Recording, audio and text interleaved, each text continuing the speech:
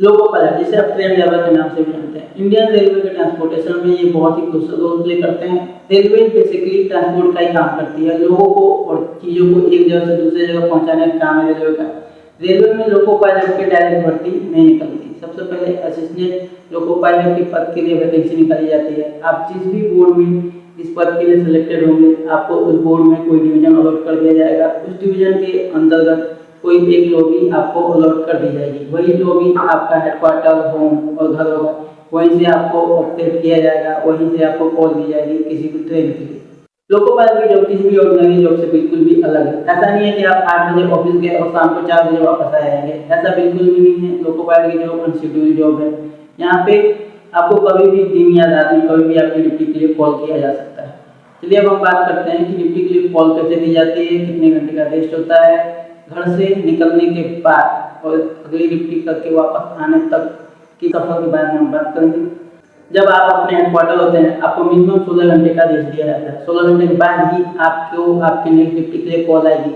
अब कुछ लोग भाई बहन पूछेंगे क्या 16 घंटे के बाद एग्जैक्ट कॉल आ जाता है? तो नहीं, ये डिपेंड करता है 16 घंटे के बाद भी आपको कॉल आ सकती है एग्जैक्ट 16 घंटे पे, या कुछ टाइम बाद भी आ सकता है। कॉल डिपेंड करता है कि आज मान लो ट्रैक पे कितनी गाड़ियाँ चल रही हैं, या रूस्टर कितना लंबा है या छोटा है, इस पर डिपेंड करता है।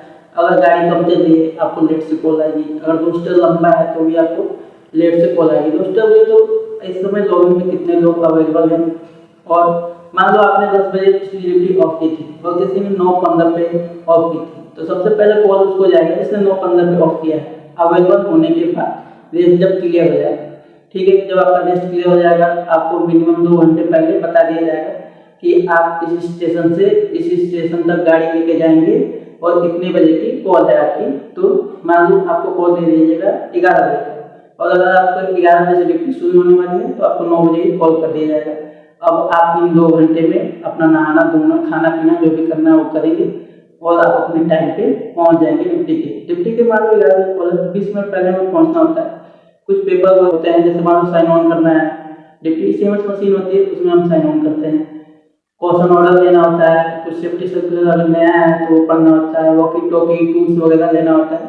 तो 20 मिनट पहले जाना होता है, क्योंकि आप हड़बड़ी में ये चीज़ें ना करें सेफ्टी के हिसाब से, क्योंकि हड़बड़ाहट में लोको पायलट से गलतियाँ हो सकती हैं। इस वजह से रेलवे सेफ्टी में बहुत ध्यान देती है, नहीं चाहती कि लोको पायलट दिमाग पे कोई भी प्रेशर ले, इसलिए पहले बुलाया जाता है, आप आराम से अपना काम करेंगे। क्वेश्चन ऑर्डर जो है वो होता है स्पीड लिमिट उसमें लिखी होती है। आपने ध्यान दिया होगा किसी ब्रिज को पार करते समय ट्रेन जो है वो स्लो हो जाती है, क्योंकि हर एक ब्रिज का अपना एक स्पीड लिमिट होता है कि इस लिमिट पे इतने में आप पार कर सकते हैं उस ब्रिज को। ये एग्जाम्पल के लिए बताया था। ऐसा ही बीच में हर एक ट्रैक पे हर एक ब्लॉक में एक स्पीड लिमिट होती है, और वो सब चीज़ें हमें क्वेश्चन ऑर्डर पे लिख के दे दी जाती है, उस हिसाब से हम ट्रेन चलाते हैं। अगर कोई स्पीड लिमिट नहीं है तो फिर हम फुल स्पीड में जाएंगे। अब जब हमें ड्यूटी के लिए कॉल कर दी गई, हमने साइन ऑन कर लिया, साइन ऑन करके सारी चीज़ें कर ली, हमने क्वेश्चन ऑर्डर वगैरह ले लिया। जब हम जाते हैं गाड़ी का चार्ज लेने, तो जब हम गाड़ी चार्ज लेंगे तो पहले उसको प्रॉपर चेक करते हैं, गाड़ी को अंदर से भी और बाहर से प्रॉपर चेक कर लेंगे, फिर जाके सिग्नल होगा और गाड़ी हम लेके निकल लेंगे अपने स्टेशन से। अब इस जर्नी के बीच में हमें सिग्नल्स पे ध्यान देना होता है, ट्रैक्स देखना होता है। अभी कुछ दिन पहले की घटना है, आपने देखा होगा कि वंदे भारत के ट्रैक्स पे कुछ लोगों ने पत्थर और कीले ठोक दी थी। अगर लोको पायलट वो चीज़ें नहीं देखता तो कितनी बड़ी एक्सीडेंट हो सकता था। तो ये चीज़ें हमें देखना होती है थ्रू जर्नी अपनी, जितनी भी स्पीड है उस स्पीड में पूरा हमें देखना होता है, अपना ट्रैक्स देखना होता है। तार जो लगी हुई है OHE जिससे ट्रेन चलती है, डीजल ट्रेन तो डीजल से चलती है, पर जो इलेक्ट्रिकल ट्रेन है ठीक है, तो OHE भी देखना होता है कि कहीं टूटा तो नहीं है। किसी OHE पे किनारे वाले ट्रैक के किनारे पेड़ वगैरह होता है, कोई पेड़ तो टूट के नहीं गिर गया है, ट्रैक्स पे कोई आदमी तो नहीं है या फिर कोई गाय वगैरह, तो ये चीज़ें देखनी होती हैं। इसलिए बहुत ही कम समय में हमें डिसीजंस लेने होते हैं इतनी स्पीड में। तो देखो जो बेसिकली आपने देखा होगा कि एएलपी के सिलेक्शन प्रोसेस में जो साइको टेस्ट होता है वो मेन चीज़ यही होती है कि आप कम से कम समय में कितना अच्छा डिसीजन ले सकते हैं, कितना करेक्ट डिसीजन ले सकते हैं, आपकी थिंकिंग एबिलिटी कितनी शार्प है, आप कितने तेज हो इस चीज़ों में डिसीजन मेकिंग में। तो ये चीज़ें हमें थ्रू जर्नी करनी होती है। अपने ट्रैक्स तो देखने ही होते हैं, हमें बगल वाले ट्रैक्स भी देखने होते हैं कि उसमें कुछ असामान्य चीज़ें तो नहीं है। अगर ऐसा कुछ है तो हम वॉकी टॉकी से अगले स्टेशन पे जो भी आने वाला है उसको बता देंगे, या फिर अगर कोई गाड़ी पार हो रही है, कोई ट्रेन पार हो रहा है तो उस लोको पायलट को बता देंगे कि आपके ट्रैक पे ऐसी ऐसी चीज़ें हैं, आप ध्यान से जाइएगा। ठीक है, ये सारी चीज़ें देखनी होती हैं। अब ये चीज़ें शुरू में थोड़ा प्रेशर तो होता है कि चीज़ें ये सारी चीज़ें देखनी है, पर थ्रू आउट जर्नी हमें कुछ दिन में ये चीज़ें आदत हो जाती हैं, दिमाग में ऐसे डेवलप हो जाता है, सोचना ना पड़ता है, ये खुद से हो जाता है। जैसे कि आप मान लो जब आप शुरू में बाइक चलाते हो तो आपको देखना होता है गियर भी लेना है, ब्रेक भी लेना है ना, आगे रोड भी देखना है। कुछ लोग जब ब्रेक लेते हैं तो ब्रेक पे ध्यान नहीं देते, रोड देखना भूल जाते हैं, है ना। जब बाइक चलाना प्रॉपर सीख जाते हैं तो ये चीज़ें अपने आप हो जाती हैं। आपको गियर के लिए नीचे भी देखना होता है, आप कर लेते हैं। ऐसा ही ट्रेन ड्राइविंग में भी ऐसा ही लगभग चीज़ें सब सेम ही है, बट थोड़ी रिस्पॉन्सिबिलिटी तो रहती है। मान लो सेफ्टी के लिए अगर कुछ भी नुकसान होता है, कितना बड़ा कुछ अबनॉर्मलिटी चीज़ें होती है तो कितना बड़ा नुकसान हो सकता है। गुड्स ट्रेन है, संपत्ति का नुकसान होगा, ट्रैक्स टूट सकते हैं, पीछे जो गाड़ी आएंगी उनका डिटेंशन होगा, और अगर पैसेंजर ट्रेन है कितनी जान जो है वो हमारे कंधों पे होती है। तो ये सारी चीज़ें देखनी होती है। फिर मान लो आपको जहाँ तक गाड़ी लेके जाना था, आप वहाँ पहुँच गए, वहाँ पे भी एक लॉबी होगी जहाँ आप साइन ऑफ करेंगे। जब आप वहाँ पे साइन ऑफ कर लेंगे फिर रनिंग रूम होता है वहाँ पे हमें रेस्ट करने के लिए। रनिंग रूम पे मैंने एक वीडियो बनाया है, आप चाहे तो वो देख सकते हैं।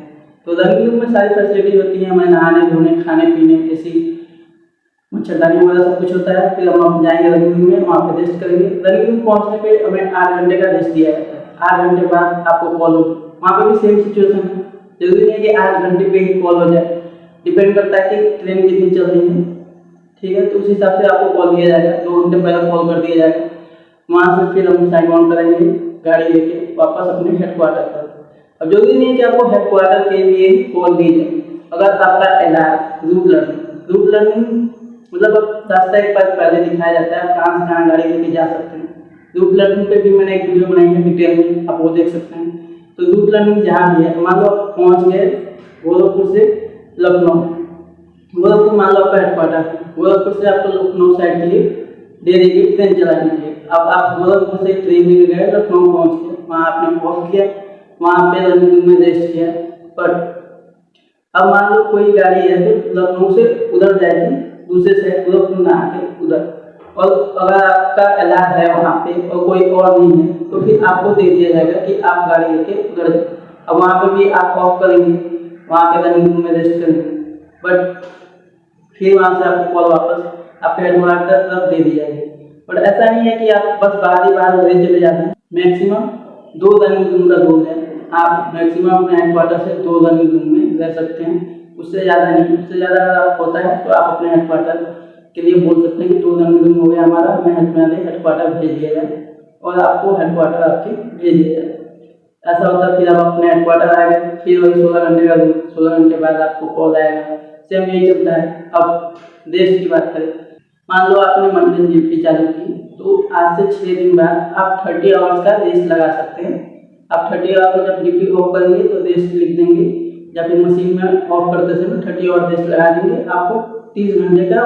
उस टाइम से मान लो आपने अगर शाम को 7 बजे ऑफ किया, उसको 24 घंटे का टाइम लगता है तो उसको 19 बजे बोलेंगे। 19 बजे आपने ऑफ किया, मंडे को आपने ऑफ कर दी 19 बजे, तो वहाँ से 24 घंटे यानी मंडे को 19 बजे 24 घंटे हो गए, उससे 6 घंटे और आपका हो गया मंगलवार 1 बजे आपका रेस्ट क्लियर होगा। उसके बाद आपको कॉल दी जाए। अब जो भी 30 घंटे हो गए तो तुरंत ही कॉल दे दी जाए, है ना। डिपेंड करता है गाड़ी कितनी चल रही है, तो इस हिसाब से चलता है। अब मान लो आपको लीव लेनी है, तो कोई सीएल वगैरह किसी छुट्टी के लिए आपको घर जाना है तो लीव के लिए आप एप्लीकेशन देंगे अपने लोकल ऑफिस में, वहाँ से लीव सेंक्शन हो गया, आप घर जा सकते हैं। पहले तो लीव लिख के देना पड़ता था, पर अब हमारे यहाँ हो गया ऑनलाइन HRMS एप्लीकेशन है, उससे हम लीव अप्लाई करते हैं, वहीं से सेंक्शन हो जाता है, घर चले जाते हैं।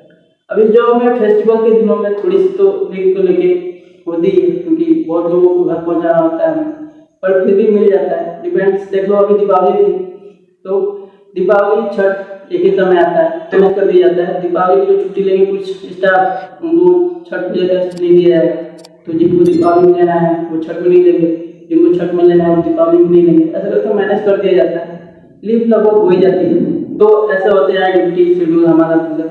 उम्मीद करता हूँ इस जॉब के वर्किंग से रिलेटेड जो भी आपके क्वेश्चन हैं, जो भी डाउट हैं वो क्लियर हो चुके होंगे। बट फिर भी अगर कोई बात रह गई होगी तो आप मुझसे डायरेक्ट इंस्टाग्राम पे बात कर सकते हैं। इंस्टाग्राम का लिंक मेरे यूट्यूब चैनल के अबाउट सेक्शन में है, वहाँ से आप मुझसे कॉन्टैक्ट कर सकते हैं। Thanks for watching. जय श्री राम।